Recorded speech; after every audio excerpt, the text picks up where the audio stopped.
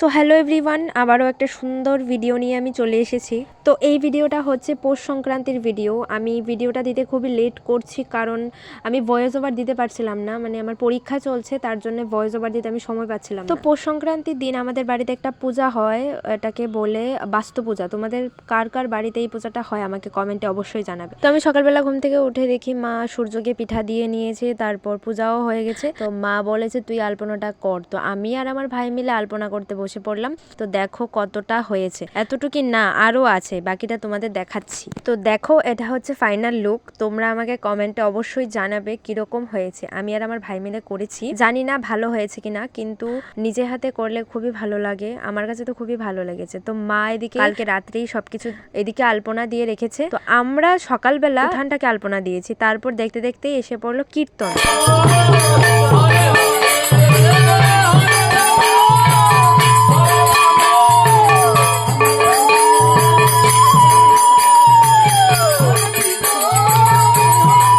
তো ওদের সঙ্গে আমি, মা, বৌমনি আরো অনেকে বেরিয়ে পড়েছি লুট ধরতে। এই লুট ধরার মধ্যে যে কতটা আনন্দ সেটা বলে বোঝাবার মতো না, যে যায় সে বোঝে। তো গাইজ ওখানে খাইয়েছিল খিচুড়ি, কিন্তু আমি খিচুড়িটা ভিডিও করেছি কিন্তু লাইটটা জ্বালাতে ভুলে গেছি। এখন এডিট করতে বসেছি, এখন মনে হয়েছে যে আমি তো লাইটই জ্বালাই। দেখো দেখো গাইজ কতগুলি লুট ধরেছি। তো ব্লগটা যদি ভালো লাগে লাইক কমেন্ট শেয়ার করে দিও। টাটা।